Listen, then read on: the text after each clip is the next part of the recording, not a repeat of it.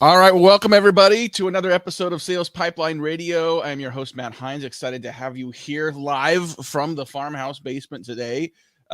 Just excited to have you here and excited to get started on the last month of Q1. I feel like, Rishi, we were just watching the Rose Bowl parade, and it is now almost, we're getting towards the end of Q1. I don't know. The older I get, the more I think time goes faster. There must be some science around that somewhere. But anyway, excited to have you all here. If you are watching this episode live on LinkedIn, we're so happy to have you here in the middle of your workday. If you're watching live, you have an opportunity to be part of the show. If you want to make a comment about what you're hearing today, if you want to ask a question of our guest today, we're going to be talking about the day one mentality in B2B buying and why it's so important, what it is and why it's so important. So excited to have that today. If you have a question, if you have a comment, you can be part of the show, throw that in and we'll get you up on screen. If you are listening or watching on demand, thanks so much for checking us out. Every episode of Sales Pipeline Radio, past 6-7 years of shows, available on salespipelineradio.com on demand. Very excited to have today Rishi Dave, Bain and Company. He is the commercial excellence practice leader, longtime CMO from a number of different roles in companies. So you probably have seen his name, heard his name, maybe seen him on stage at B2B events in the past. But Rishi, so thanks so much for joining us. Oh, great to be here. And Matt, great to see you again. I've seen you over 20 plus years at everything. So it's great to just see you again. Yeah, well, I guess we are getting that old now, right? Yeah, We're starting to talk about those years of like, boy, yes, it is. And it's a small industry we work in for sure. But like, it was excited to hear from you and to hear kind of what you're working on these days, consulting with a lot of companies around the increasing complexity of B2B marketing, buying journeys, combining sales processes with buying journeys. And of all the stuff that I know, I've seen you produce and talk about the last few months, this idea of this day one mentality stood out to me. And I think if, for those of you in tech, you might think of day one mentality as sort of the Amazon mentality. Similar, but a little different in the B2B context. So maybe let's just start with that. Like, what is that day one mentality? How did you find this? And why is it important for us to understand? Yeah, it was an amazing find that we kind of fell upon when we were doing research. So, we had done a lot of research jointly with Google on, B2B buying and how it's changed. And like the initial wave of research is stuff that everyone now takes for granted, right? Like things like, B2B buyers digitally nurture themselves, sales and marketing disconnects, all of that. But we did another set of research after that where we said, well, let's really dig in on the buyer journey today to find actionable insights. Let's cut it by industry, cut it by different, purchase sizes and different B2B buyers, essentially different size B2B buyers. And so we did a whole bunch of research there and got a whole bunch of findings. But the one that was most interesting was this concept of a day one list. So what it exactly is, it's actually very practical and common sense, but like until you think about it and actually see the numbers, it really hits you. So, what we found is that regardless of industry, regardless of kind of company size or purchase size, and regardless of how complex the procurement process is at a B2B buyer, we found one thing that's consistent. When the B2B buyer is ready to buy, they have in their mind a list of vendors that they just put down on that day one list. And depending on the industry, it's within like 86 to 90% of buyers have that day one list and they put that down. Then, they may go through a convoluted procurement process, but like roughly 90% of the time at the end of that procurement process, they end up buying off that day one list. And that was no matter whether the procurement process was short, long, no matter how many people were involved. They'll sometimes add one or two vendors to that list through that procurement process, but 90% of the time, give or take a few percentage points, depending on industry, they'll end up buying off that day one list. And so that was just a big insight for us. And when we talk to companies, that's something that people immediately attach on. And then they kind of say, okay, so what does that really practically mean? Mm-hmm. Yeah, I think if you're watching this today and you feel a breeze, it is the brand and content people violently nodding their heads and agreeing. Exactly. Because they're like, I told you so. This is why what we do is so important. And so let's talk a little. Let's unpack this a little bit, right? Because I mean, this has an impact on a lot of things. This has an impact on how we think about building credibility and attention with decision makers before they're ready to buy. It also has an impact on the activities that we have traditionally thought were valuable uses of time. I'd love to talk about the old RFP, right? And the idea that I've always like, if I get an RFP, if I didn't know the company producing it, I'm probably already way behind. Talk about what the day one mentality means about RFPs and whether or not we should be using them. Well, I mean, we found that 3 things get you on the day one list, right? And an RFP is not one of them, right? Like, Right. number one, no particular order, these 3 things. One is the B2B buyer, when they were at another company, they used you and they had a good experience. And so when they moved to their new company, they already knew you and they put you on that list. Number 2 is somebody else who they trust recommended you, right? At some point. And then thirdly is exactly what you said. They were made aware of your company and what you do before they were even ready to buy, whether it's digitally or, they were already talking to sellers or they were already talking to somebody who was talking to them about what you do. And so, those kind of 3 things were like the 3 big buckets. So ultimately what it means is what you just said, which is branding, content, sellers talking to B2B buyers that are on their target list before they're even ready to buy and educating them, etc. But it also means keep your customers happy, because they're gonna, executives move from company to company constantly now, and they're gonna put you on that list every single time if they love you, and they're gonna recommend you. So it's like keep the customers, keep your clients happy, give them a great experience, and make people aware of you before they're ready to buy. Talking today on Sales Pipeline Radio with Rishi Dave. He's the head of commercial insights for Bain Company. And this idea that, again, I'm like, this is important. 80 to 90% of B2B buyers have a day one list of vendors they're already considering, and 90% of them pick the vendors on that day one list. Like, the implications of this are profound. One of the other areas I want to discuss around this is the idea of sort of generating leads and from the right people to the right company before they're ready to buy. We had a conversation last week in a CMO group about BDR management best practices, and we found several CMOs that are managing BDRs are not, I mean, obviously, if you can set an appointment for a prospect that's ready to buy, great.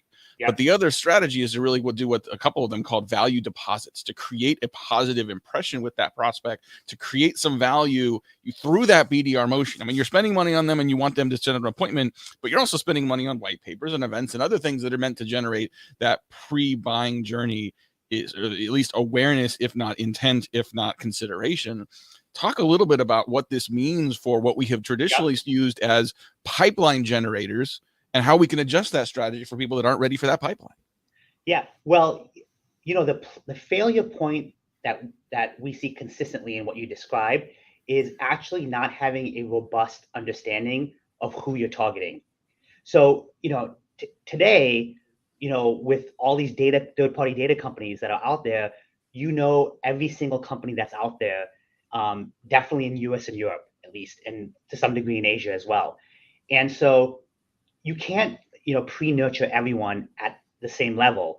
Right. So many companies do not have a clear understanding at a company by company level about where the biggest opportunities are for them.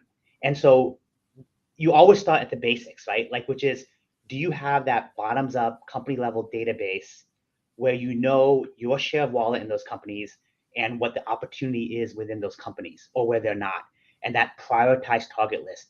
That allows you to get very precise on what you describe pre-nurture or do BDR outbounding, et cetera. Mm-hmm. So obviously, if some of them are big companies, then it's actually worth sellers just pre-nurturing themselves. Other times you need BDRs, other times you need inside. Obviously, marketing plays a role in all types of companies, but you have to be, the more precise and focused you can be, the more effective you can be in that pre-nurturing. And there's 2 failure points. One is you don't have that bottoms up database. And secondly, sales and marketing are operating off 2 totally different databases, mm-hmm. right? And they're not coordinating the motions to go after those same set of accounts. Yep. So that's, you have to have the same database, and then sales and marketing have to coordinate the motions against those accounts. Super interesting. I think, you brought up sort of making your customers happy and sort of continuing to get business. I think, even internally for our tiny little, professional services firm, we have a goal for past client business we want in the pipeline. What % of our pipeline we want past clients? And we don't just look at past clients' accounts.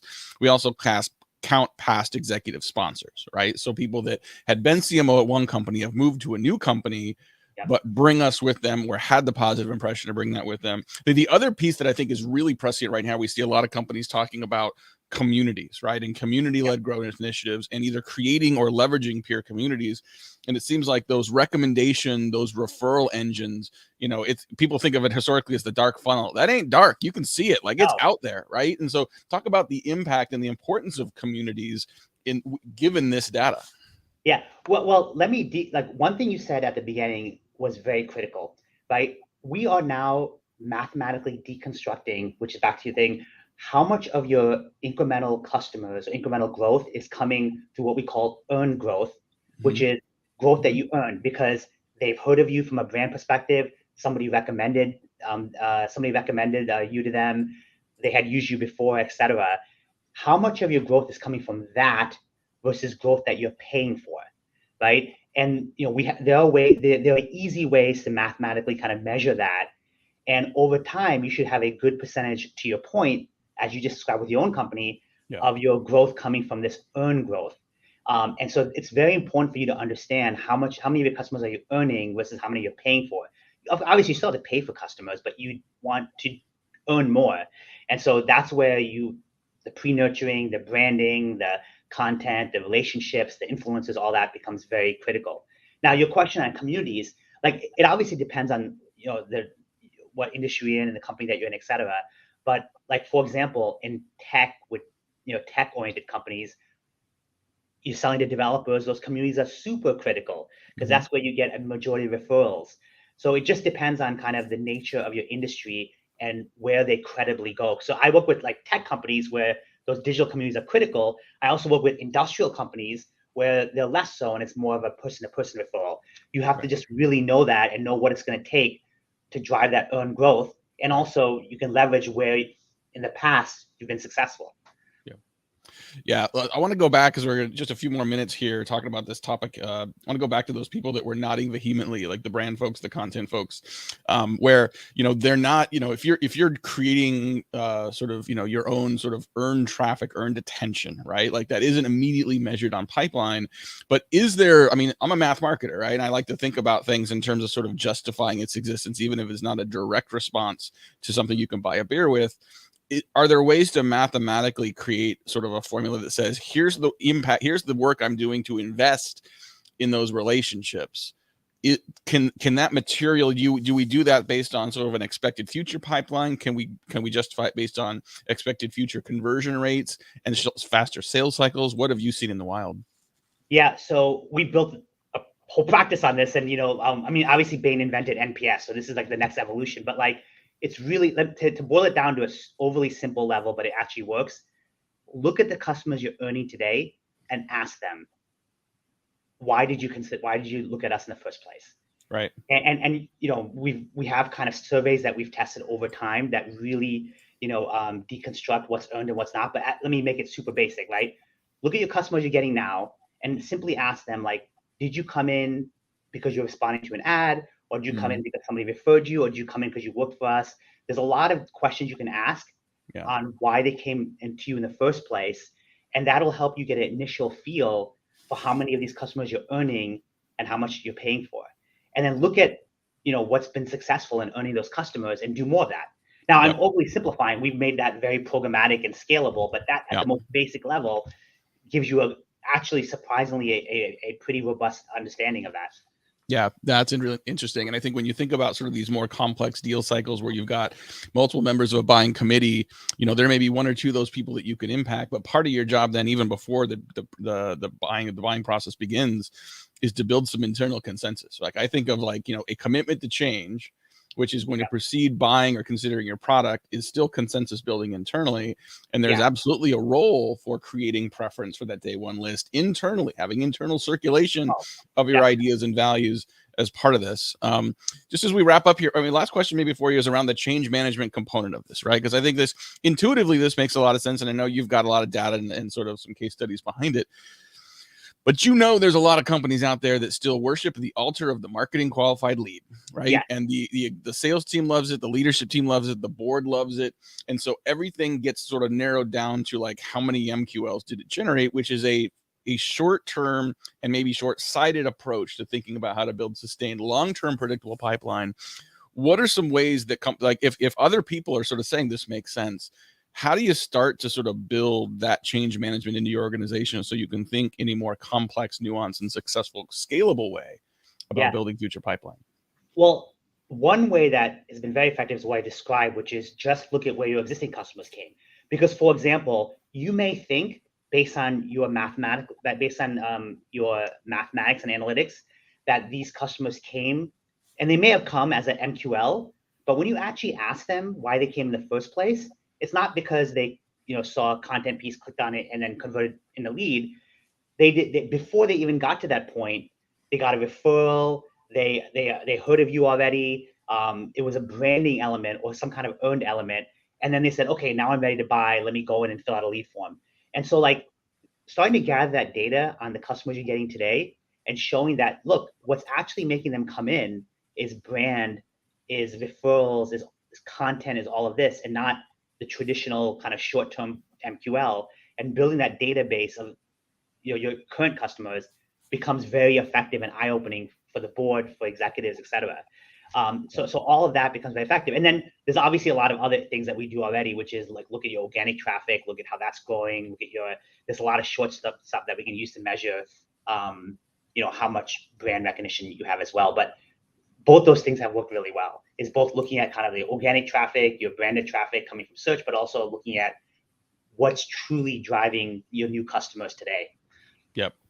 This is awesome. I mean, so much to unpack here, and hopefully, we've sort of lit a bit of a fuse for people listening to say, okay, what does this mean for their organization? What can they do internally? I know that you've got a lot of content up on your profile on Bain.com, on your LinkedIn profile as well. You've got some stuff up on Harvard Business Review, and you've been interviewed, quoted, and written a lot. Where can people find more about this? Where should they go?